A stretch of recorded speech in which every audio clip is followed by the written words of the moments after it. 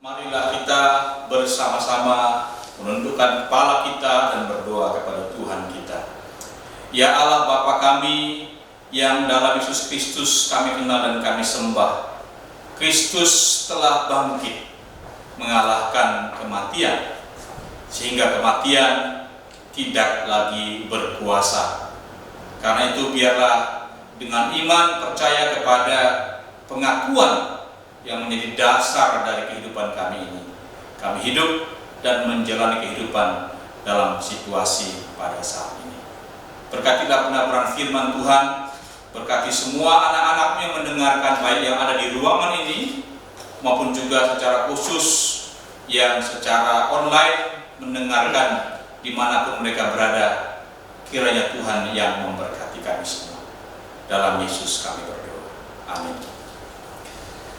Bapak Ibu, Saudara yang terkasih, secara khusus yang sedang menonton acara ini melalui YouTube channel, pada hari ini perayaan Paskah Ukrida mengambil tema setia sampai akhir. Adapun ayat firman Tuhan yang mendasari kita diambil dari 1 Korintus pasal 15 ayat 54 sampai dengan 58. 1 Korintus pasal yang ke-15 ayat yang ke-54 sampai yang ke-58. Izinkan saya membacakannya bagi kita semua.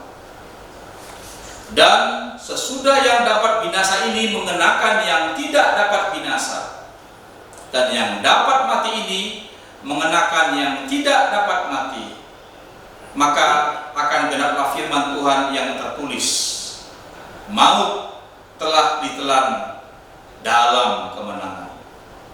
Hai maut, di manakah kemenanganmu? Hai maut, di manakah sengatmu? Sengat maut ialah dosa, dan kuasa dosa ialah hukum Taurat. Tetapi syukur kepada Allah yang telah memberikan kepada kita kemenangan oleh Yesus Kristus Tuhan kita. Karena itu saudara-saudaraku yang kekasih, berdirilah teguh, jangan goyah, dan giatlah selalu dalam pekerjaan Tuhan, sebab kamu tahu dalam persekutuan dengan Tuhan jerih payahmu tidak akan sia-sia. Selamat Paskah saya ucapkan kepada seluruh Ukridian. Selamat Paskah juga saya ucapkan kepada Bapak Ibu yang menonton YouTube ini walaupun bukan anggota Civitas Akademika Ukrida dimanapun Bapak Ibu berada. Apakah Anda sekarang sedang berada di dalam kamar, di ruang kerja, di rumah, atau di mana saja? Yang terutama adalah kita saat ini sedang merayakan Paskah. Amin. Kita merayakan Paskah dan kita bersyukur karena kita bisa kembali merayakan satu momen yang sangat penting dalam iman kita. Merayakan Paskah dalam situasi pembatasan sosial berskala besar saat ini menjadi sangat penting. Karena Paskah membawa kita pengharapan, membawa kita inspirasi, membawa kita makna kehidupan. Satu hal yang sangat kita butuhkan pada situasi saat ini. Firman Tuhan yang baru kita baca menyatakan, maut telah ditelan dalam kemenangan. Ini adalah pernyataan iman Kristen yang sangat fundamental. Maut telah dikalahkan oleh kebangkitan Kristus. Saudara-saudari yang terkasih, dalam berbagai pernyataan di berbagai media, sudah banyak tokoh yang mengatakan bahwa tahun 2020 adalah tahun maut. Dalam situasi pandemi global, jutaan umat manusia hidup dalam ancaman COVID-19. Maut seolah begitu dekat dengan kehidupan kita. Rasa khawatir, takut dan terancam menyelimuti kita semua. Namun saya mengajak kita semua untuk mengingat bahwa bagi orang Kristen, kebangkitan Kristus telah menelan maut. Tahun 2020 bukanlah tahun maut. Dalam kebangkitan Kristus tidak ada tahun maut. Tidak ada abad maut. Tidak ada bulan, minggu, dan hari maut. Segala sesuatu yang berbau maut telah ditelan dalam kemenangan.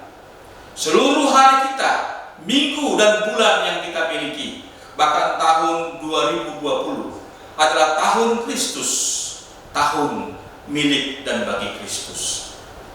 Tentu saja masa-masa Kristus ini bisa kita biarkan dan kita izinkan menjadi era kematian kalau kita mengizinkannya menguasai dan menentukan makna dan tujuan hidup kita pada saat ini. Mengutip pesan Paskah dari Paus Prancis, masa-masa Kristus ini bisa menjadi era kematian kalau kita menjadikannya sebagai masa di mana kita tidak peduli kepada sesama kita. Dunia sedang menderita. Sekeliling kita sedang menderita. Banyak orang yang mengalami kesulitan untuk memenuhi kehidupannya. Di sisi lain banyak dokter, perawat, petugas medis di rumah sakit yang sedang berjuang di garda depan pertempuran ini. Masanya ini bukanlah masa untuk menjadi tidak peduli dan apatis. Kita juga bisa mengizinkan kematian kembali berkuasa dalam hidup kita kalau periode WFH, work from home, dan SFH, study from home, kita jadikan waktu untuk egois, untuk self-centeredness, yaitu waktu untuk hidup bagi diri sendiri. COVID-19 merampas sebagian dari kesempatan kita untuk bisa dekat secara sosial dengan orang lain. Ini bermula dengan kita tidak bisa bersalaman, tidak berkesempatan untuk berkumpul, tidak berkesempatan untuk bersenda gurau dan bermain bersama. Tetapi kita mengizinkan maut berkuasa kalau semua ini menjadi alasan kita untuk egois dan hanya memikirkan diri sendiri. COVID-19 mempersatukan seluruh umat manusia dalam penderitaan yang sama. Semua umat manusia pada saat ini, dari China, Amerika, Eropa, Asia, Afrika, dan Australia, tidak ada yang terluput dari penderitaan ini. Mari kita jadikan COVID-19 sebagai sebuah batu lompatan bagi kita untuk belajar solidaritas kemanusiaan universal. Kita menderita bersama pada saat ini. Dan karena itu, mari kita berjuang bersama, berdoa bersama, dan berharap bersama bahwa Tuhan akan turun untuk menyelamatkan umat manusia. Kita juga mengizinkan maut kembali berkuasa kalau kita menjadikan masa ini masa menjadi apatis dan masa untuk melupakan. Sangat mudah untuk melupakan hal-hal berharga pada masa-masa ini. Sebagian kita sebagai warga universitas, khususnya Ukridian, harus kembali mengingat bahwa kita ini adalah universitas. Kita punya tridharma yang harus selalu menjadi bagian dari kehidupan kita. Itu makanya kita tetap melakukan pembelajaran online, tetap belajar dan rapat secara online, tetap melakukan konsultasi dengan mahasiswa secara online. Kita mengizinkan maut merembes masuk dalam kehidupan kita kalau pada masa ini kita melupakan bahwa kita adalah mahasiswa. Kita bertugas untuk belajar. Kita lupa kita adalah dosen. Kita dipanggil untuk berbagi ilmu pengetahuan. Kita melupakan bahwa kita adalah tenaga kependidikan yang bertugas menghantarkan generasi penerus bangsa kepada masa depan kita. Kematian merembes masuk kalau kita lupa dalam masa-masa ini bahwa kita adalah seorang ibu, kita adalah seorang ayah, kita adalah seorang anak, kita adalah seorang pemimpin, kita adalah gereja umat Tuhan. Ketiga hal ini, ketidakpedulian, egoisme, dan kelupaan akan membawa maut merembes masuk dalam kehidupan iman kita bila kita mengizinkannya mengisi bagian daripada kehidupan kita pada saat ini. Firman Tuhan mengatakan, karena itu saudara-saudaraku yang kekasih, berdirilah teguh, jangan goyah. Giatlah selalu dalam pekerjaan Tuhan, sebab kamu tahu dalam persekutuan dengan Tuhan, jerih payahmu tidak akan sia-sia. Karena itu marilah kita setia sampai akhir. Marilah kita mengingat iman kita dan merayakan Dia yang telah menderita, mati dan bangkit dari kematian. Kita sebaliknya harus mengizinkan kuasa kebangkitan Kristus meresapi seluruh kehidupan kita, terlebih lagi dalam situasi saat ini. Kebangkitan Kristus adalah kebangkitan dari Dia yang tersalib. Karena itu kita jangan lupa bahwa Dia yang bangkit adalah Dia yang telah lebih dahulu menderita. Dia yang menang adalah Dia yang telah berdarah, kesakitan dan penuh dengan penderitaan. Kebangkitan Kristus adalah kebangkitan dari Dia yang mengalami berbagai penganiayaan yang menyakitkan. Dalam perjalanan menuju kebangkitan, Kristus tidak melompati penderitaan. Kristus melewatinya melalui penderitaan, dan setelah melalui penderitaan itulah Ia dibangkitkan dalam kehidupan. Kebangkitan Kristus karena itu bukanlah sekedar slogan yang membuat kita melupakan penderitaan. Kebangkitan Kristus mengingatkan kita akan penderitaan itu sendiri. Karena Dia yang bangkit adalah Dia yang menderita. Karena itu kebangkitan Kristus adalah pengharapan kita di tengah penderitaan yang sedang dihadapi oleh umat manusia. Bila kita mengizinkan kuasa kebangkitan dan kehidupan Kristus masuk ke dalam kehidupan kita, maka masa-masa Kristus ini menjadi masa yang tepat untuk peduli kepada sesama kita. Pertama-tama marilah kita peduli dan mengingat dalam doa kita pasien-pasien yang sedang berjuang untuk kesembuhan mereka. Marilah kita mengingat keluarga mereka yang khawatir dan cemas, baik untuk pasien tersebut maupun juga untuk kesehatan mereka, karena mereka merawat pasien-pasien itu. Kita berdoa agar segera ditemukan vaksinnya demi masa depan generasi penerus kita. Kita berdoa agar masyarakat bekerja penuh melakukan social distancing. Yang kita berdoa agar pemerintah melakukan semua langkah yang penting untuk meredam COVID-19 ini. Inilah masanya juga untuk peduli kepada para dokter, kepada para perawat, kepada para pegawai rumah sakit yang berjuang melawan penyakit ini. Kita berdoa agar mereka dan pasien tetap semangat, bisa tetap ceria, bisa bekerja dengan tulus, bisa bekerja dengan aman, bisa tersedia alat pelindung diri yang berkualitas. Ini juga waktunya untuk peduli dengan kebersihan diri kita, untuk gaya hidup yang sehat.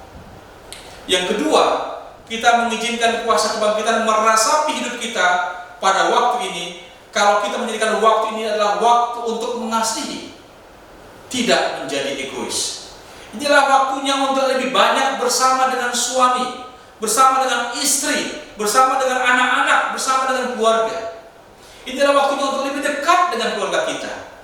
Inilah waktunya untuk berbuat sesuatu kepada sesama kita, dengan mengirimkan kata-kata pengharapan dan inspirasi bagi teman dan rekan kita yang terkena COVID-19, dan juga bagi keluarga mereka. Serta ini juga waktunya untuk mendukung dalam doa dan kata motivasi kenalan dan rekan kita yang berjuang sebagai dokter dan tenaga kesehatan di rumah sakit. Itu yang terjadi kalau kita mengizinkan kuasa kebangkitan masuk dalam kehidupan kita. Ketiga, ini juga waktunya untuk berempati. Dalam berbagai berita kita membaca ada warga yang dalam kesalahpahamannya menolak penguburan seorang perawat yang sudah berjuang untuk penanganan wabah ini. Ada juga yang menumpuk sembako, ada yang menumpuk masker dan lain-lain. Mari kita menjauhkan diri dari semua ini.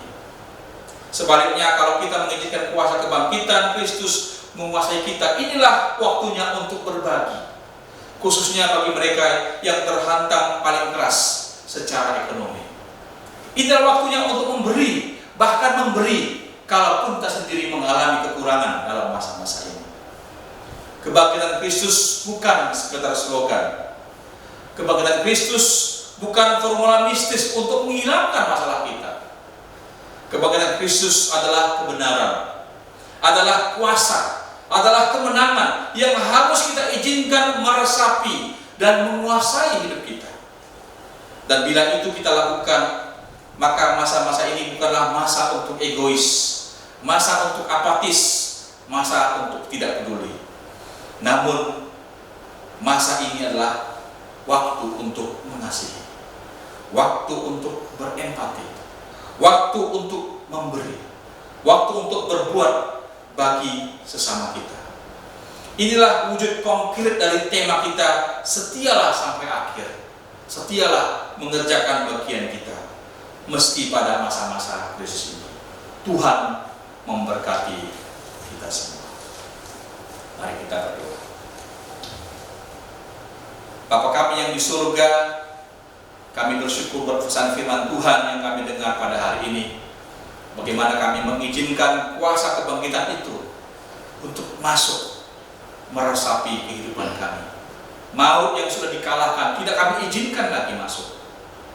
Tuhan, saat ini kami mau berdoa, biarlah umat Tuhan dimanapun berada, dengan kuasa kebangkitan Kristus bisa menyatakan dan mengabarkan kemenangan itu melalui kehidupan, melalui perbuatan, dan melalui perkataan kami. Bapa di surga, saat ini kami berdoa bagi dunia ini.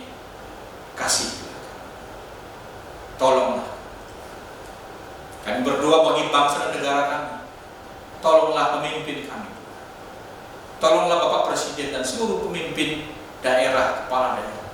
Tolonglah tim yang dibentuk untuk menangani masalah ini. Oh Tuhan, kami berdoa, jagai seluruh dokter-dokter kami. Jagai seluruh perawat-perawat kami. Dan berkatilah seluruh orang yang bertugas di rumah sakit, yang berjuang pada saat.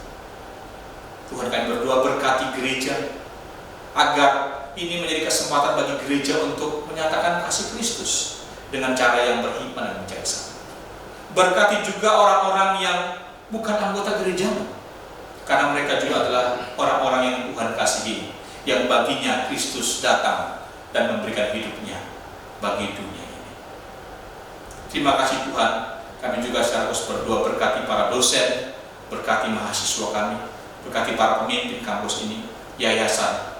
Tuhan, ajar kami untuk setia sampai pada akhir. Dengarkanlah doa kami, karena kami berdoa dalam nama anak-Mu Tuhan Yesus yang telah mengajarkan kami berdoa bersama-sama. Bapa kami yang di surga, dikuduskanlah nama-Mu, datanglah kerajaan-Mu, jadilah kehendak-Mu di bumi seperti di surga. Berikanlah pada hari ini makanan kami seperti kami juga mengampuni orang yang bersalah. Dan jangan membawa kami ke dalam pencobaan, tapi lepaskanlah kami daripada jahat. Karena Engkau yang punya kerajaan dan kuasa dan kemuliaan sampai selalu.